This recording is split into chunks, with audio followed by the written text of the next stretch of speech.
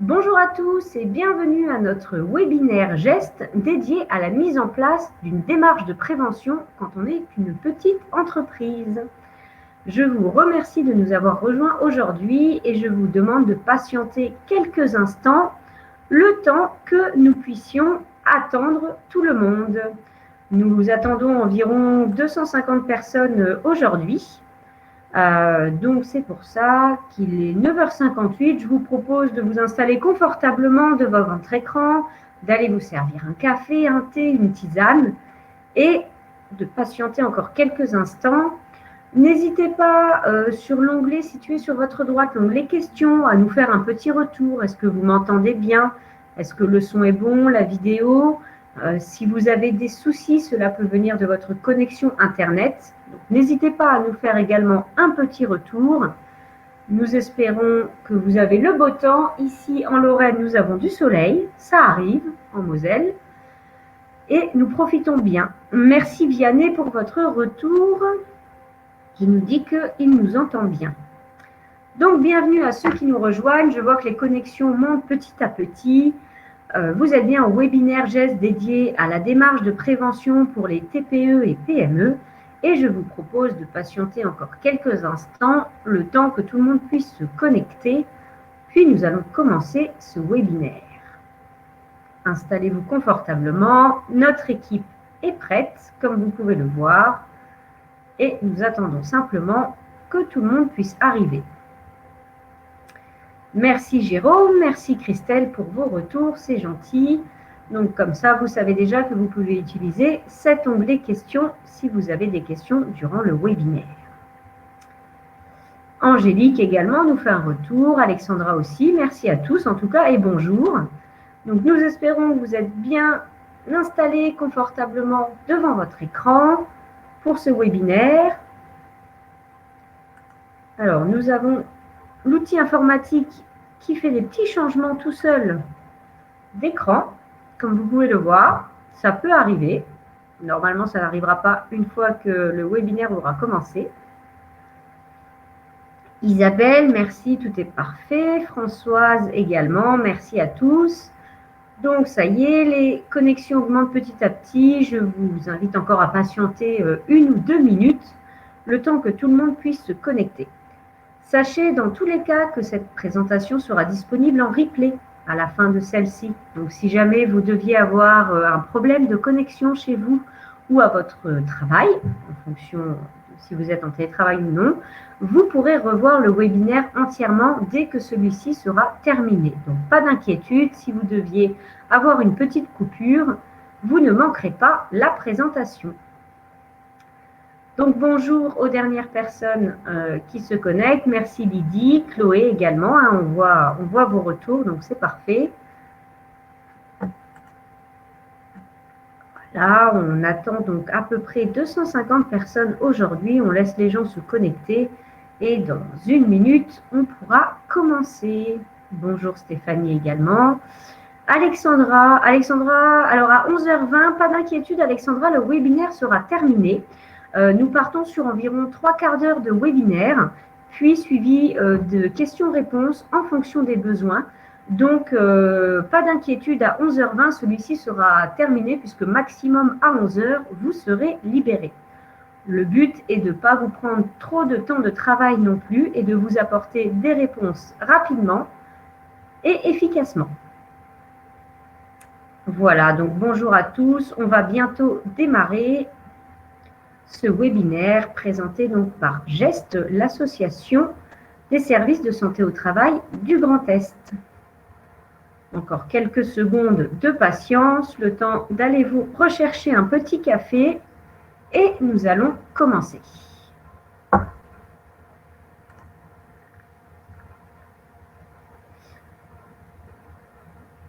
Voilà, on voit que les gens continuent à se connecter petit à petit. C'est pour ça aussi qu'on vous fait patienter pendant 2 ou 3 minutes après l'heure de démarrage, simplement pour laisser le temps à tout le monde de se connecter.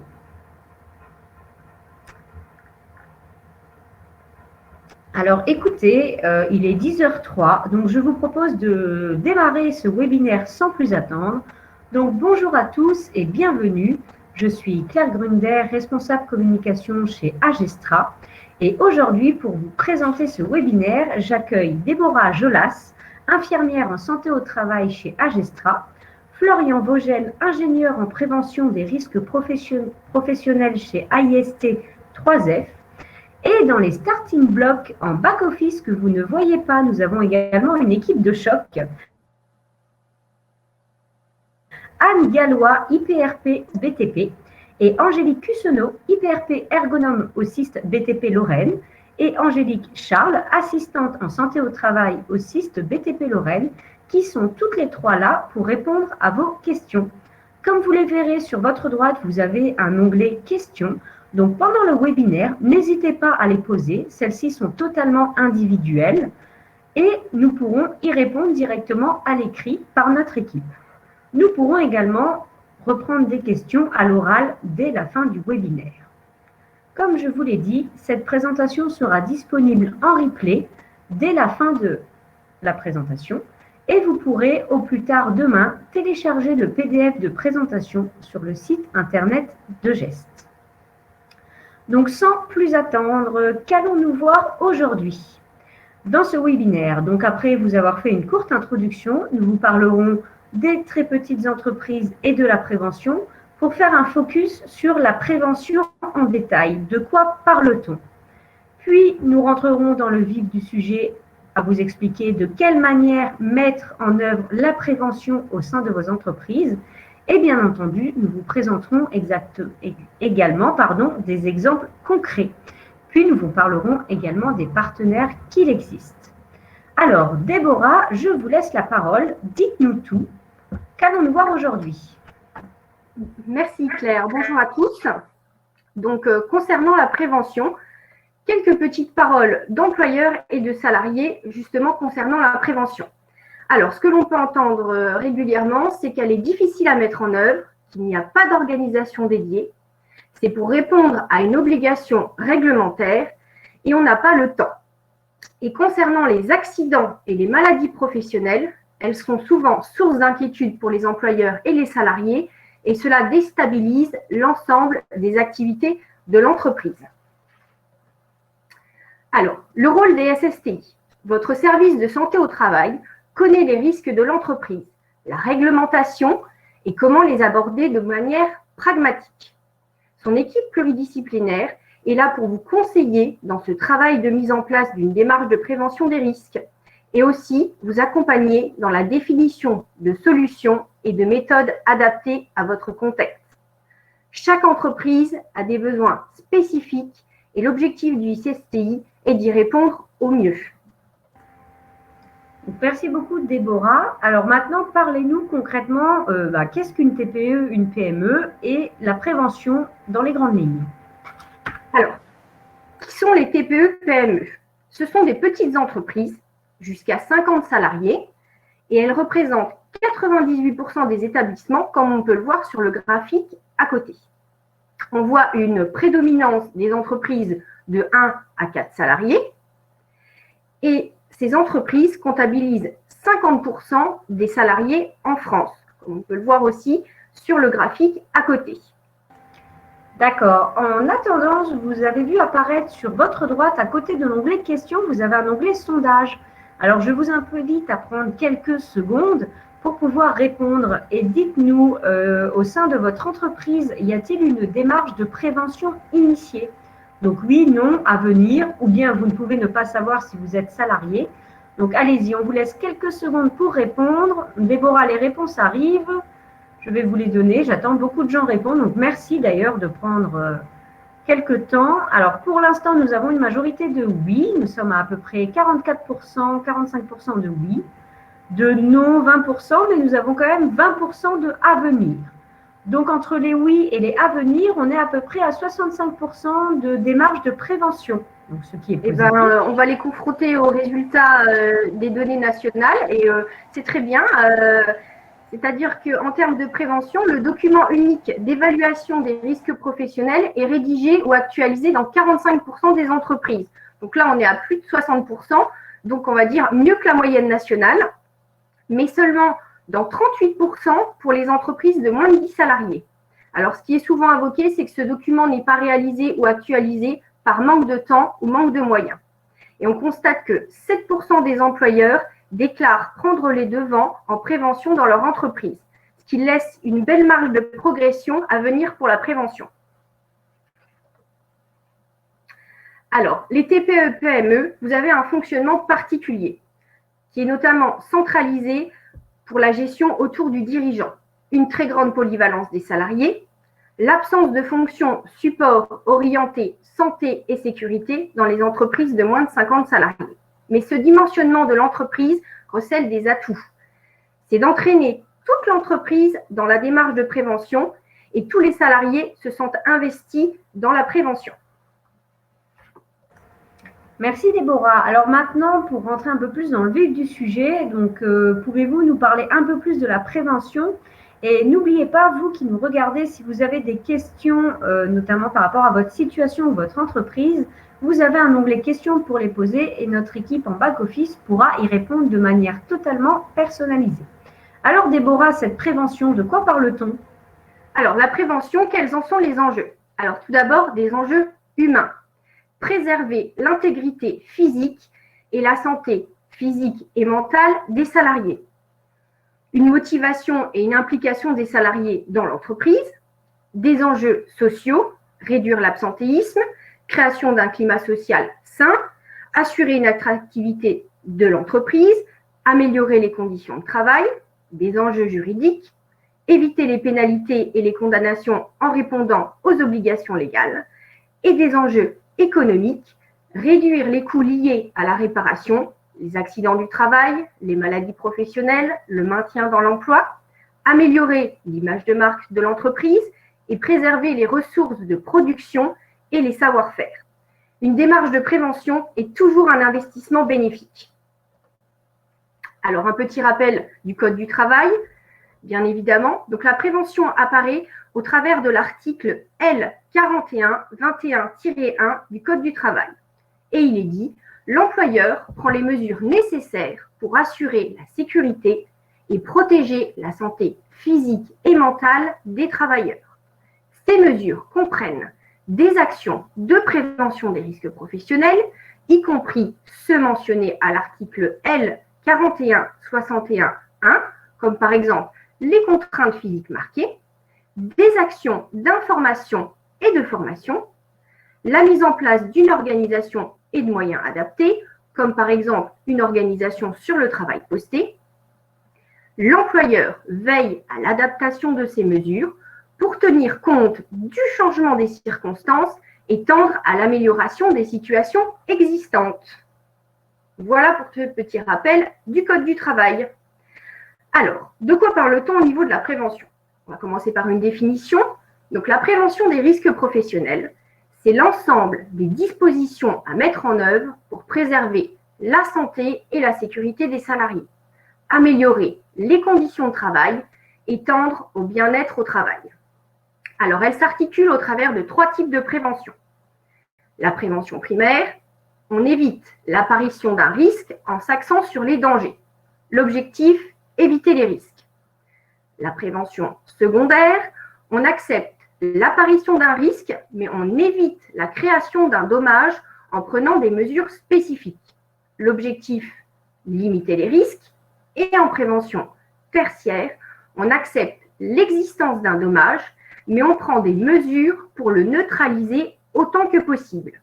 L'objectif, limiter les dommages. L'objectif, éviter les risques est celui à privilégier, bien évidemment, dans les actions. Alors, un petit exemple pour mieux comprendre. Donc, la situation d'un conducteur d'engin dans un chantier de BTP. Le danger, c'est la canicule. Le risque, c'est d'avoir un coup de chaleur et ou des coups de soleil. Donc, une action de prévention primaire serait de décaler les horaires de travail pour profiter des heures les plus fraîches, les rotations des postes. En prévention secondaire, il peut être mis en place la distribution d'eau potable fraîche aux salariés, des films protégeant les UV, la climatisation en cabine et de la crème solaire haute protection. Et en prévention tertiaire, la mise en place d'un référent lorsqu'un salarié a fait un malaise. Alors, nous allons introduire la notion de danger et risque pour bien les différencier. Alors, une petite définition du risque. C'est l'exposition d'une cible, un salarié, une entreprise, à un danger. Le risque est caractérisé par la combinaison de la probabilité d'occurrence d'un événement redouté, autrement dit un accident, et de la gravité de ses conséquences. Comme exemple, un salarié manipulant un produit chimique volatile est exposé à un risque par inhalation. Et la définition du danger, c'est une propriété intrinsèque des produits, des procédés pouvant entraîner un dommage, par exemple une substance toxique ou bien un micro-organisme à caractère infectieux. Vous voyez tous de quoi je parle.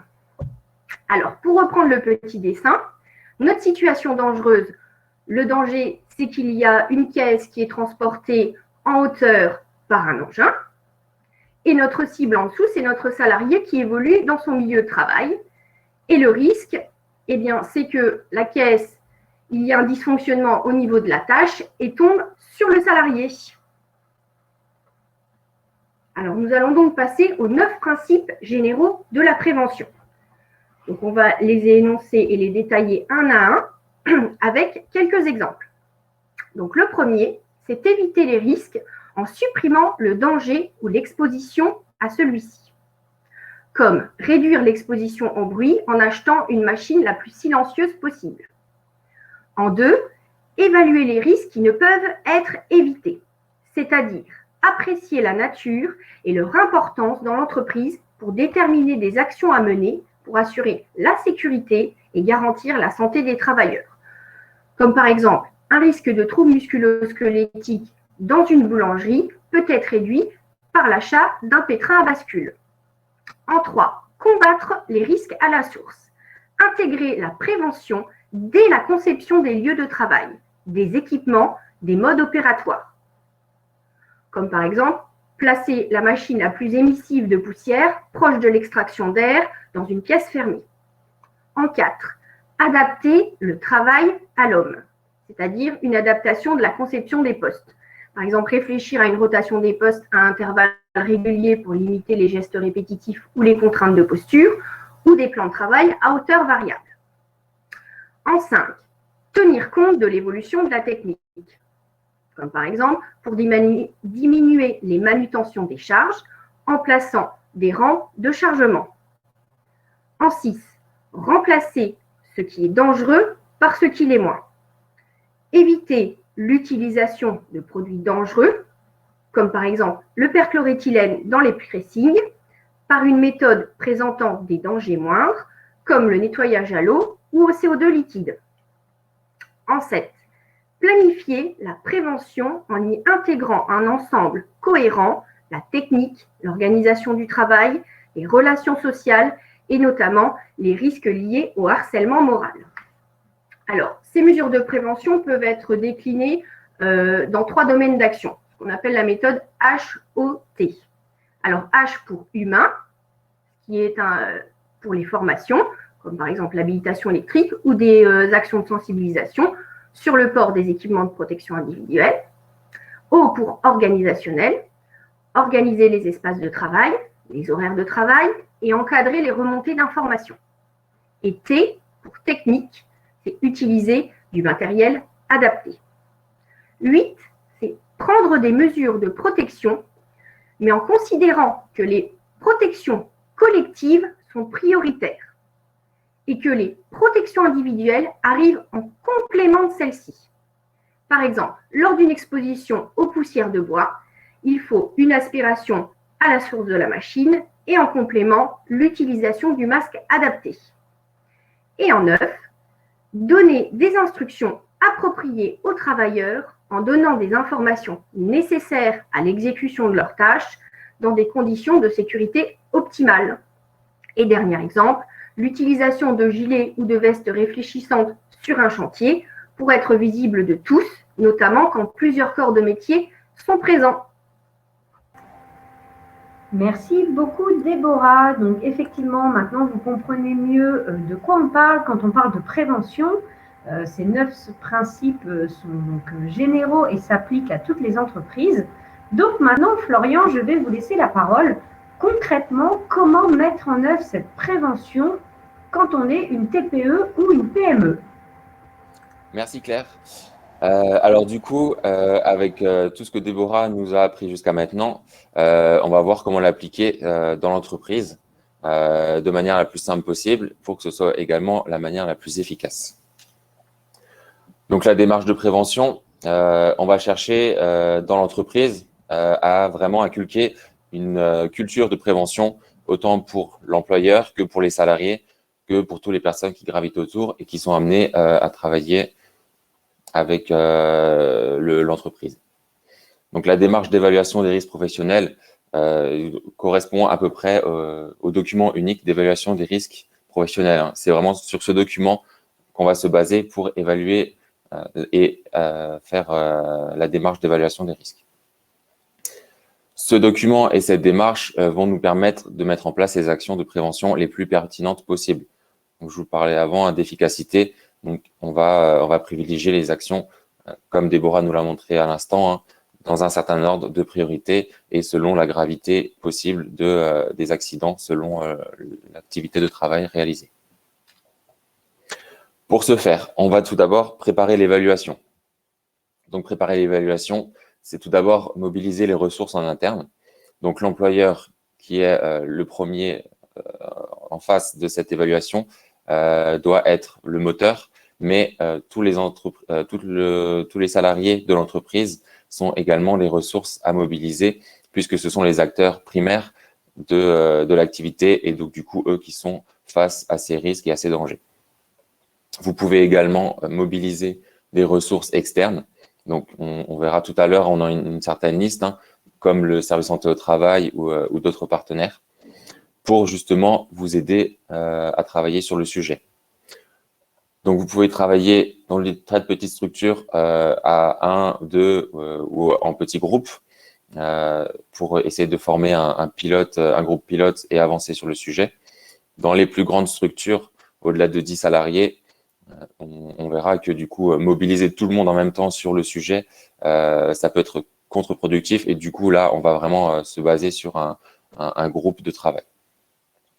Pour préparer l'évaluation, on peut également utiliser des outils qui vous aideront à y voir plus clair un petit peu dans la démarche d'évaluation. Donc là, on parle un peu de mode projet. C'est simplement pour essayer de définir les étapes de cette évaluation. Voilà, essayer de ne pas se lancer dans le flou. On a vu avant avec Déborah qu'il y avait environ 50% des entreprises qui n'avaient pas encore de document unique ou pas mis à jour forcément. C'est pas forcément facile de démarrer. Voilà, une fois qu'il est mis en place, on peut reprendre l'évaluation et la démarche comme elle a déjà été faite. Mais c'est toujours utile d'avoir un petit peu des aides et des supports. Pour préparer cette évaluation, il faut également se définir des objectifs, des moyens et les résultats qui sont attendus derrière. Comme pour toute entreprise, hein, vous allez vouloir avoir des effets hein, sur les moyens mis en place. Donc, au niveau collectif, simplement hein, pour voir sur l'ensemble de l'activité de l'entreprise quels sont les risques, qu'est-ce qui est fait, quels sont les résultats attendus. Là, il n'y a pas photo, hein, il faut se baser sur le document unique d'évaluation des risques professionnels. Non seulement c'est une obligation réglementaire, mais c'est également vraiment le document qui vous permettra de vous repérer le plus facilement possible. Donc du coup là, Claire, je te laisse prendre la parole. Oui, je disais merci Florian. D'ailleurs, à ce sujet, donc, nous venons de publier un nouveau sondage pour savoir si ce document unique d'évaluation des risques professionnels a-t-il été rédigé dans votre entreprise. Donc, je vous laisse quelques secondes pour y répondre, même si nous avons déjà eu beaucoup de réponses. Et pour l'instant, eh ben, vous êtes des bons élèves. En tout cas, votre entreprise est une bonne élève, puisque je suis à quasiment 95% de oui et 3% de non. Donc, on laisse encore, je vois que les gens y répondent. Ah, le non monte un petit peu, mais très très peu. On est quand même, Florian, majoritairement à 90% de oui. Donc, nous avons des bons élèves aujourd'hui. Merci pour vos retours, merci Claire. Alors, je ne sais pas si les non sont plutôt timides par rapport au oui. Mais en tout cas, voilà, à savoir que au niveau national, comme le disait Déborah tout à l'heure, la tendance est plutôt à 50%. Voilà. Après, tant mieux si vous êtes concerné par le oui, si le document d'évaluation des risques est déjà mis en place. C'est un bon point. C'est vraiment le point de départ, hein, de l'évaluation et de la démarche de prévention. Au niveau individuel, donc là, toujours en ayant à l'esprit de remplir le document unique d'évaluation des risques, il faut savoir qu'il y a une évaluation qui se fait et elle se fait en étudiant le poste et les conditions de travail réelles. On ne peut pas rester dans un bureau et imaginer l'activité de travail d'une personne autre que soi-même et imaginer les risques et les dangers auxquels elle est soumise. C'est vraiment important d'étudier ce poste et d'échanger avec les personnes. Toujours dans la préparation, si on se prépare correctement, la démarche sera d'autant plus facile après. Donc la préparation est vraiment importante. Donc vous avez encore quelques points à rédiger à ce moment-là, enfin à avancer avant ce moment. Il faut du coup définir ces moyens alloués à la démarche de prévention. Qu'est-ce que je vais en faire? Donc je définis tout d'abord l'organisation de travail. Je vous disais tout à l'heure, est-ce que c'est une personne qui va s'occuper du coup de la démarche? Alors une personne, c'est bien si c'est une personne formée type HSE, alors hygiène, sécurité, environnement, un responsable, technicien ou autre. Là, on concerne plutôt les petites entreprises. Donc du coup, il n'y a pas forcément de personnes dans l'entreprise qui sont dédiées, détachées à cette tâche. Donc là, ça peut être toujours une personne qui sera souvent l'employeur, mais aussi un groupe pilote qui coordonne la démarche. Donc c'est important de mobiliser les ressources dans les petites entreprises pour que tout le monde se sente concerné. Également définir le champ d'intervention, donc qui peut être appelé unité de travail. Dans les petites structures, on n'a pas trop ce besoin.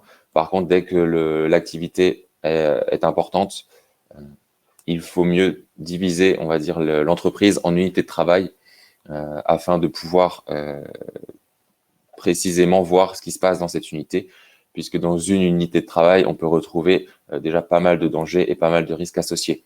Donc si dans le document unique, vous prenez tout en une fois, tous les risques, tous les dangers, ce sera assez indigeste.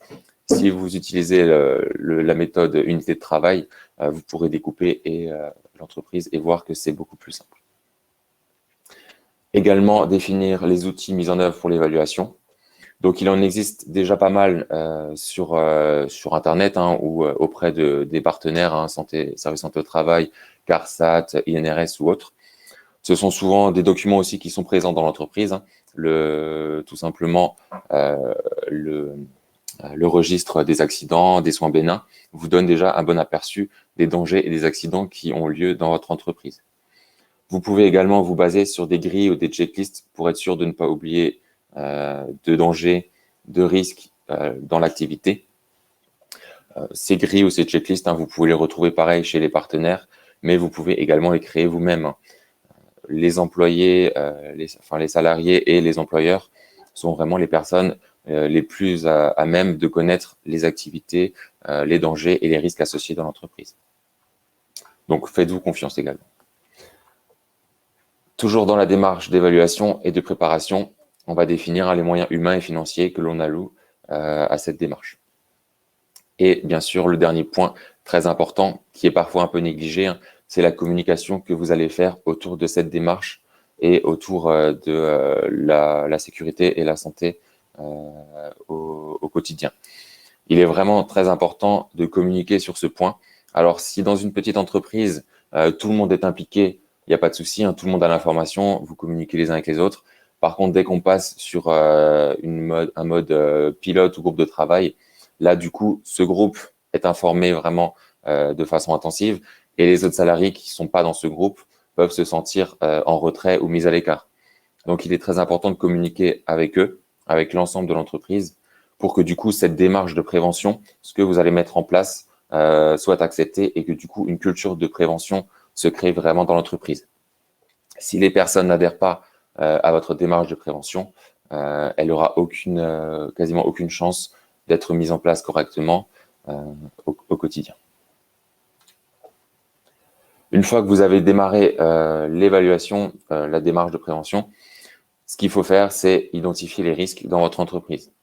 Donc, je disais tout à l'heure, c'est se rendre sur site, échanger avec vos salariés, avec vos collègues, et du coup, essayer de repérer un maximum les dangers de chaque activité dans les unités de travail et du coup, les risques qui y sont associés.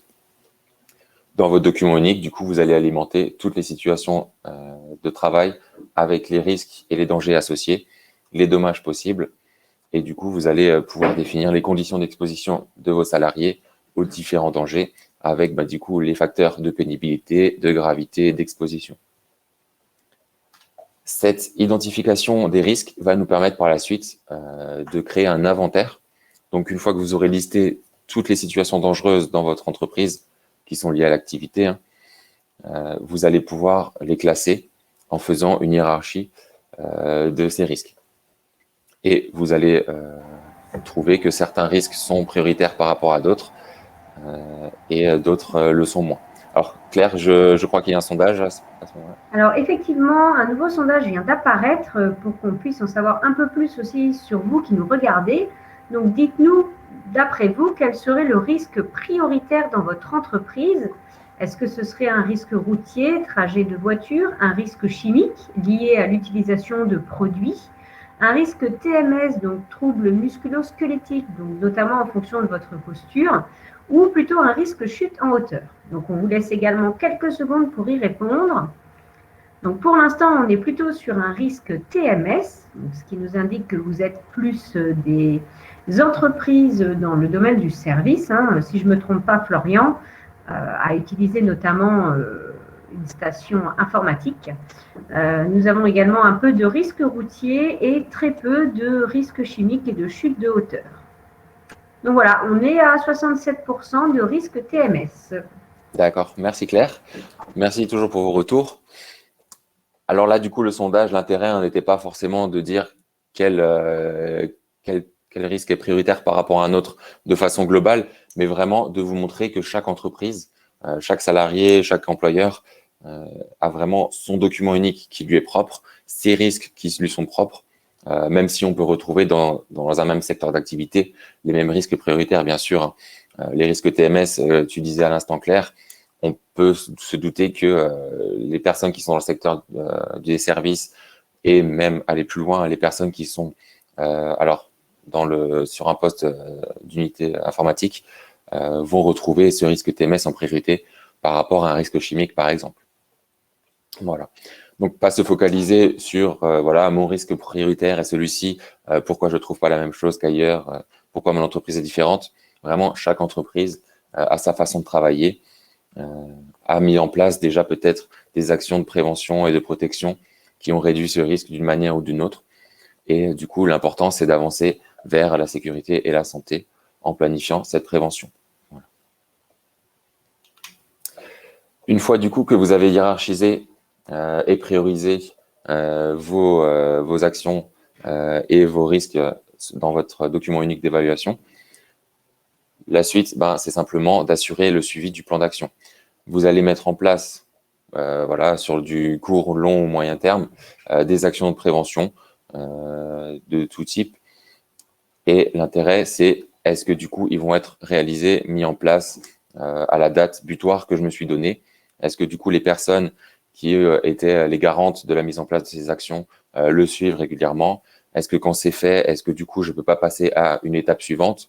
Et l'étape suivante, ce sera simplement recommencer cette évaluation avec du coup recommencer aussi la hiérarchisation.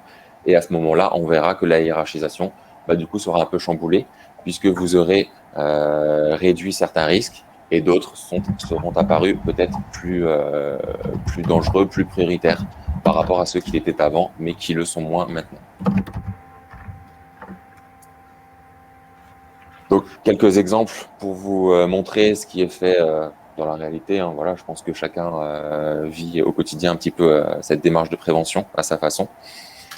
Avec l'équipe de travail, du coup, on a 2 exemples à vous proposer. Donc, merci aux filles qui ont fait remonter ces exemples, aux Angélique, Anne et Déborah. Donc, premier exemple, dans une entreprise de maçonnerie, on a un gérant et ces 4 maçons qui ont eu la visite alors sur leur demande hein, du service de santé au travail lors de la réalisation de la fiche d'entreprise. À cette date, le service de santé au travail s'est rendu compte que le document unique n'était pas encore réalisé, que des affichages réglementaires étaient absents et que les EPI n'étaient pas forcément adéquats, absents ou pas portés. Après discussion et échange avec l'employeur et les salariés, il a été convenu avec le service de santé au travail d'un accompagnement à l'identification de ces risques. Donc, simplement, on reprend la démarche d'évaluation du document unique et du coup, la mise en place d'actions qui en découlent. Donc, le service de santé au travail a mis en relation l'entreprise avec la CARSAT, qui a pu, au moyen des subventions qui sont allouées dans certains cas, notamment dans la mise en place de pays adaptés, la substitution de produits chimiques ou l'investissement dans des échafaudages sécurisés, mettre en place du coup ces actions qui n'auraient pas pu forcément être mises en place tout en même temps du fait des moyens financiers pas forcément toujours illimités. 3 actions supplémentaires ont été menées avec le service de santé au travail. Donc, c'est des actions de sensibilisation qui ont été construites à partir des observations et des analyses de l'activité. Donc, vous vous doutez bien qu'en maçonnerie, le service de santé au travail, c'est priorisé sur les risques de chute de hauteur, le port des équipements de protection individuels et le risque chimique. Le résultat aujourd'hui, hein, c'est qu'il y a une véritable relation de conseil entre le service de santé et l'entreprise, un suivi annuel qui a été mis en place. Les salariés, de leur retour, hein, se sentent plus en sécurité, travaillent dans des conditions plus adaptées d'un point de vue santé-sécurité.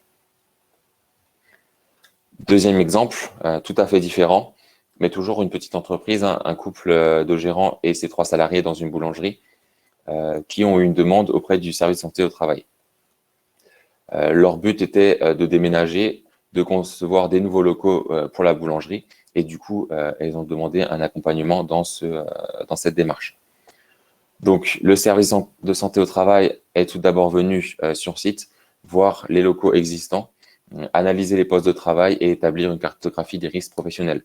On retrouve toujours le document unique d'évaluation des risques dans la démarche. C'est vraiment le support de la démarche de prévention. La mesure prise et les résultats attendus, hein, c'était la réalisation de préconisations du type conseil, donc en boulangerie, hein, sur le stockage en hauteur pour réduire les contraintes de posture.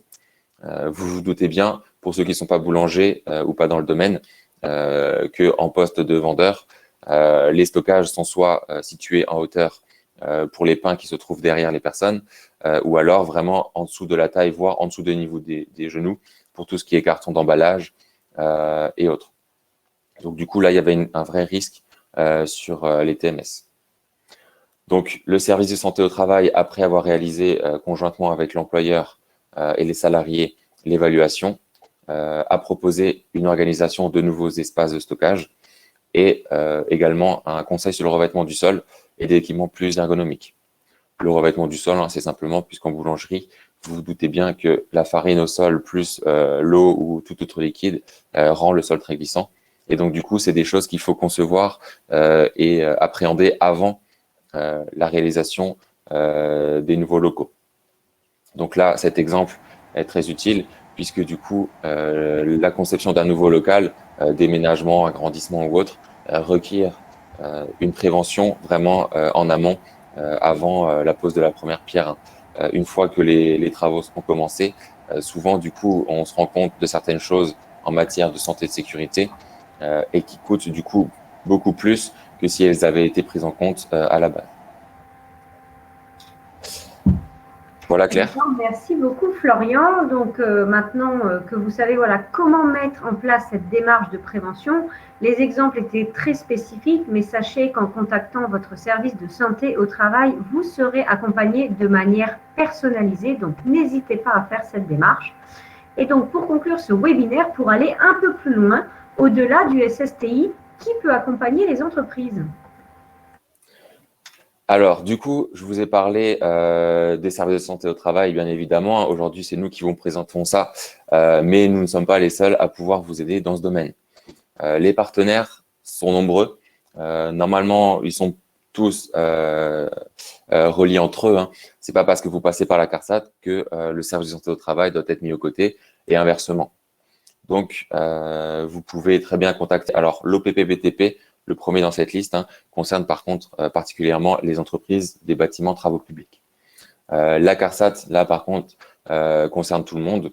On va retrouver du coup les aides financières dont je parlais tout à l'heure, des moyens qui sont alloués aux entreprises dans des actions particulières. On retrouve les DRITS, peut-être je me trompe, anciennement les directs, donc qui chapeautent un petit peu les entreprises au niveau régional. L'INRS également, l'Institut national de la recherche scientifique. Je vous parlais tout à l'heure également de documents, de checklists et de listes pour vous aider dans votre démarche d'évaluation des risques professionnels. L'INRS fait de très bons documents, très spécialisés. Par exemple, là, j'avais l'exemple de la boulangerie. L'INRS, si vous êtes dans ce domaine-là, a sûrement déjà évalué pour vous, en amont, les risques d'une boulangerie, vous a pré-mâché le travail, a peut-être trouvé également des moyens de prévention efficaces, des moyens de protection, et tout ça, du coup, vous avez juste à aller taper sur Internet pour retrouver toutes ces informations. Voilà. Après, l'application peut être un peu plus difficile si vous êtes tout seul, mais donc du coup, n'hésitez pas à vous retourner vers les partenaires. Pour les artisans, vous pouvez très bien vous retourner vers la chambre des métiers. Hein. L'utilité, du coup, c'est aussi de faire remonter des informations qui sont les mêmes pour tout un secteur d'activité. Hein. Si tous les coiffeurs autour d'une organisation professionnelle se regroupent et discutent de la prévention, c'est sûr qu'il va en ressortir plein d'idées nouvelles et intéressantes. On retrouve également l'ARACT et d'autres partenaires. Voilà, je vous fais pas la liste puisqu'il y en a encore quelques-unes, mais du coup, sachez que vous n'êtes pas seul. C'est très important de contacter ces partenaires pour vous aider. Peut-être il y a des choses auxquelles vous ne pouvez pas penser ou vous ne pensez pas de prime abord. Et du coup, on est là pour ça. Effectivement, merci Florian. Alors, j'ai une question d'une personne qui nous demande où trouver les coordonnées justement des partenaires que vous citez. Vous aurez accès au replay de la présentation et au PDF de celle-ci. Donc, vous pourrez après simplement, en fonction notamment de votre département et de votre secteur d'activité, rechercher ces coordonnées sur Google. Ou encore, n'hésitez pas à vous rapprocher de votre SSTI puisque ce sont des partenaires. Votre équipe de santé au travail peut également vous renseigner. Donc, ce webinaire touche tout doucement à sa fin. Je vais publier quelques sondages avant que vous partiez et nous vous proposons quelques questions-réponses. Donc, pendant toute la présentation, vous avez pu poser vos questions. J'en profite pour en reprendre certaines qui peuvent bénéficier aux yeux de tous. Donc, Florian, Déborah, je vous laisse répondre en fonction de votre affinité avec la question. Nous avons eu notamment une question qui est d'actualité d'une personne disant qu'elle était en télétravail, que tous les salariés étaient en télétravail, et elle se demandait du coup si l'évaluation individuelle était tout de même obligatoire. Alors, Déborah, si je peux me permettre ? Oui, vas-y. Ok. Alors, si je comprends la question, si l'évaluation individuelle de chaque bureau individuel des salariés. Que vous aviez présenté au début en dehors, donc il y avait le DURP et également l'évaluation des postes. Comme on est en télétravail, est-ce que cette évaluation est quand même obligatoire? Doit-elle avoir lieu? Alors, l'employeur, de manière réglementaire, est obligé de veiller à la santé et à la sécurité de ses salariés. Le télétravail fait partie de l'activité des salariés. Et donc, du coup, même s'ils sont à la maison, l'employeur a obligation de veiller. Alors, l'étude de son poste, je me doute bien que l'employeur ne va pas passer, si vous êtes 50 ou 100, chez tout le monde pour vérifier l'ergonomie du poste de travail, si les équipements sont présents, sont bien en place. Mais normalement, il y a une obligation. Voilà. Après, c'est au salarié également de faire remonter l'information s'il y a quelque chose qui ne va pas pour lui. Je vous ai dit, la communication est vraiment le pilier et importante dans cette démarche. Hein. C'est dans les deux sens. L'employeur a des obligations. Si le salarié lui-même ne s'en pose pas quelques-unes, c'est difficile pour l'employeur de répondre à sa demande s'il ne l'exprime pas. D'accord, merci. Nous avons aussi une autre question assez rapide dont vous connaissez la réponse tous les deux. On nous demandait si l'intervention d'un SSTI est payante. Déborah? Oui. Alors, l'intervention du SSTI fait partie des cotisations, donc vous pouvez solliciter votre service de santé au travail. C'est compris dans la cotisation annuelle. Voilà, donc c'est assez important. La demande revient souvent que vous fassiez appel à votre médecin du travail ou vos équipes pluridisciplinaires, que ce soit un ergonome par exemple. Cette intervention est totalement comprise dans votre cotisation. Donc n'hésitez pas justement à contacter vos équipes. Alors Florian ou Déborah, on nous demandait également si chaque année le document unique doit quand même être revu, même s'il n'y a aucun changement au sein de l'entreprise. On fait 1 sur 2, Déborah. Alors, réglementairement, toujours, hein, le document unique a une obligation d'être revu annuellement, même s'il n'y a pas de changement. De toute façon, réglementation ou pas, je vous ai dit, hein, il y a un plan d'action qui découle de ce document unique. Le plan d'action, normalement, vous le mettez en place au cours de l'année. Voilà, si les moyens sont là, si les actions ont pu être réalisées. Et donc, au bout d'1 an, naturellement, le document unique a changé. Donc, même s'il n'y a pas de changement concret, important d'activité, normalement, la protection, la prévention en place, elle, a changé. Et donc, du coup, c'est important de le revoir. Je vous ai dit, hein, l'évaluation et la hiérarchisation va s'en retrouver peut-être chamboulée. Et on va dire que là, les documents uniques ont forcément été remis à jour, puisqu'il y a eu le risque Covid qui s'est invité depuis l'année dernière. Donc forcément, il y a des mesures qui ont été mises en place par les entreprises. D'accord. Alors, tant qu'on est dans le document unique, une question qui vient d'être posée, on nous demande s'il est possible d'avoir des exemples concrets de documents uniques. Alors là, on nous précise dans le tertiaire, mais d'une manière générale, est-ce que les entreprises peuvent trouver des exemples, que ce soit peut-être sur Internet ou via le SSTI? Comment ça se passe? Déborah, je me permets encore? Oui, vas-y. Alors, le document unique, c'est quand même quelque chose qui est propre à l'entreprise. Alors, on est d'accord que le format Excel, papier, classeur ou autre, ça peut être utile de partir sur une base qui est déjà réalisée et de remplir le sien.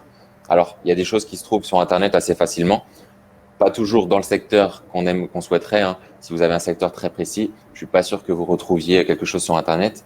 Par contre, peut-être que pour le tertiaire, la boulangerie ou autre, vous allez trouver un document unique tout fait. C'est pas vous aider de faire un copier-coller. Ça peut être un plus de vous en inspirer, de savoir comment ça va fonctionner, comment le mettre en place et à quoi ça ressemble, hein, déjà aussi, hein, pour les personnes qui l'ont pas encore mis en œuvre. Voilà. Après, vous pouvez toujours vous retourner vers les partenaires que je vous ai cités tout à l'heure, qui vous aideront en vous donnant peut-être des exemples, hein, clairement, voilà, et du coup, qui vous aideront à le remplir, qui vous expliqueront peut-être d'une manière plus approfondie la démarche et refaire vraiment le document avec vous.